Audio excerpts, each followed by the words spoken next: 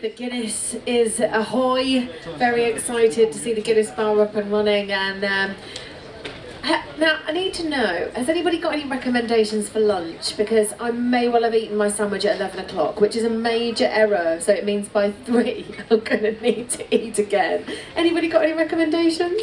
The Baps. Oh, the wraps, the Guinness. A meal in a glass, my friend. A meal in a glass. So welcome, my name's Jo. This is the Festival Green Stage. And it's my pleasure to welcome to the stage Conrad Manning. Conrad, it's great to see you here. Now, just tell us a little bit, I tell you what, where we're going to start. I think we should start about how you got into sailing. I was really lucky with sailing because both my grandparents and parents were in love with the sport. Grandparents built their own boats, parents used to race them, so it was almost, I had to go become a sailor. So wait, so when you were growing up, did you go and spend quite a lot of time with your grandparents and help them build this boat? Did you build it?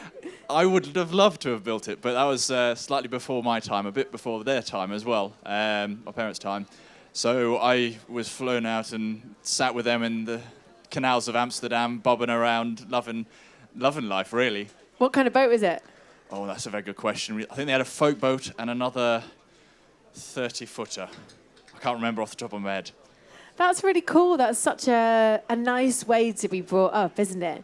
What sort of difference do you think it makes? I mean, we're in an audience full of people that love the water, love the boating, and whether it's motorboating or racing. It's just cool for children to be able to be brought up in that way. It kind of gives them a little bit of freedom, doesn't it? The water is a brilliant sort of area for kids to learn and develop because you get the skills, the soft skills that people are all saying, we've got to have these things. All the self-taught, self-learning, the confidence, the adventurousness. Sailing and the water sports are brilliant. Do you remember your first race? I do. Well, I think it's my first race. It was out in an oppie. It was overcast, then raining, and then storming. And by the time I looked around after my third capsize, half the fleet was either upside down or on their way home. It was brilliant. So where your love of sailing obviously came from your background. Where did the naval architecture come in? Because that's where you've trained, isn't it? So did you not fancy kind of being a pro sailor from the offset, or what? So the engineering side was again parents and grandparents. Grandparents were lecturers in engineering. Parents both studied and worked in engineering. They've got a lot to answer for, haven't they? They really do. They really do. But a lot for me to be thankful for. But I did have a choice between professional sailing and becoming an engineer. And that was actually quite a really difficult choice because you see all your friends on Instagram with the coolest, latest boats, 72-foot carbon machines, and you just sat in the office thinking, I could really do with sitting out in the Caribbean. But I chose to become an engineer because it meant that I could do some of my other stuff, like choosing what sailing I wanted to do and the STEM stuff that I'm doing at the moment. So let's go down the sailing route first. So what sailing do you like to do? Because you've done some amazing things, haven't you? Short-handed and offshore. 1 or 2 people on board the boat. Why? It's the serenity and the challenge. When you're single-handed, two-handed, and you're cruising down the Irish Sea, and it could be, the dawn could be rising, just setting it absolutely light, and you're the only person on that boat at that moment experiencing it. It's beautiful. You've got to choose your sailing partner quite wisely there, haven't you? I've been very, very lucky with that. They've all been brilliant. So there were some photographs coming up here behind us. Now, there was one that you took off because it was a small picture, but I managed to grab a little sight of it just before you took it off, and it's my lovely friend Dee Kafari. Now, tell me about being on board with Dee and why you were there. So the photo that we took off was from the first Artemis Offshore Academy, the trials, which I did quite well, which was why you saw the champagne bottle. But we were fortunate, I was extremely fortunate after I graduated to work with a team called Vendée 2020 Vision. They're a local team around Southampton who have an Amoca 60, which they are looking to develop the next British solo around the world sailor, both in terms of sailing skill as well as business sponsorship skill. And she was the coach for sailing, and it was an incredible, I mean, lost for words experience to spend 48 hours with her on a boat like that. So talk me through these 48 hours, because it's not easy, is it? You literally have got to be a master of every single trade on your boat, in your mind, with your health. You've got to be your own doctor. You've got to do everything yourself. Like, how does that 48 hours pan out? So usually the skipper will take the boat out into Southampton water, where the first challenge of the session comes in, and that's how fast can you raise the main. It's started as a bit of a humorous competition, and then it became quite serious.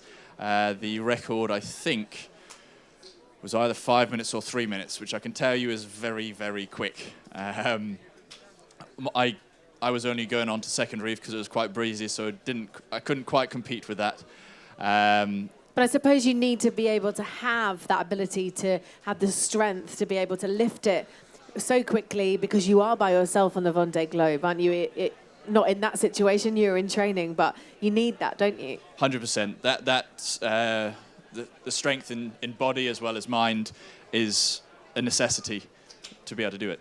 So what was the thing that shocked you the most in that 48 hours? That it was about 1 million times harder than you'll ever give any of those sailors credit for. I thought it was probably about 100 times harder, but yeah, just unbelievably hard. Is it the tiredness, you think, that takes over? It's a combination of the tiredness, the instantaneous problem solving, because we did have a few things that were that raised their heads, shall we say. I think it's like you're saying, the combination of having to be able to do absolutely everything, but all by yourself in that moment.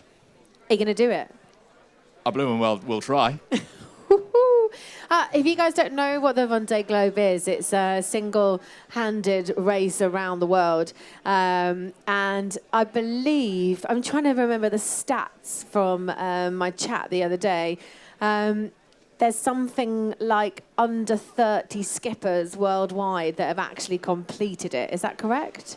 I think the No, last... 100 skippers worldwide since the start of the race, which was like 1946 or something like that. It's pretty Around long then. time ago. So it is one of the hardest single-handed round-the-world races to complete. Definitely. I mean, there are, I think, twice, if not 3 times the number of people who have gone into space than have successfully sailed single-handed non-stop around the world. Big challenge. But love it. Okay, so while you're doing that, you've gone to university, you've done your degree, you've now come out and you're focusing all of your energy, not on the Vendée at the moment, but actually on kids and on working with them to develop them. So tell us a little bit more about that. So I had a decision to make to whether or not I became a professional sailor or whether I became an engineer. And at that time, I had an injury. I tore my meniscus for the second time, which is a right old pain. Painful? Surprisingly not painful. It was just more the sadness, if that's the right word, of realizing you couldn't do the rest of that season that you had all lined up of racing in Sydney, Hobart, and all amazing things, which made me reflect on what I have done, what I can do, and realize that going down the engineering route will mean that I can tackle some of the biggest challenges that we face as a country and as a world, really. Because we are missing the next generation of quite a lot of different careers, actually. But engineering is one of them, isn't it? And especially Massively. Females in the engineering world as well. Massively so. I think that the last time I looked, it was something like doubling the number of university graduates and tripling the number of apprentices just to keep even. Do you think it's too expensive? Go down an apprenticeship route, because then you get paid as well as learning. Aha. So there's what most people used to think of engineering, of getting your hands mucky and going down the car route or going to university and getting a degree, that's been blown wide open with the help of people like British Marine and companies within that to make it so much more accessible, because they're realizing that if they don't do something, I think it's between 6 and 10 years, the lights will go off because we've run out of engineers. Really? It's crazy. That quick? Between 6 and 10 years? We're lacking in engineers. So what are you doing to be able to change that?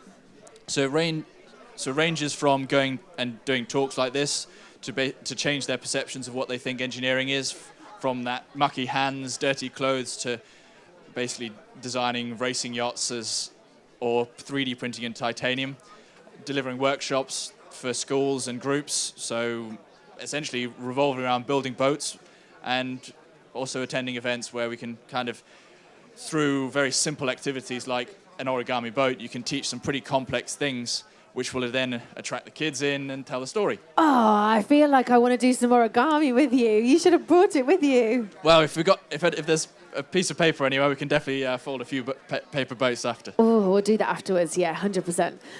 So what's been the reaction from the kids then? It ranges.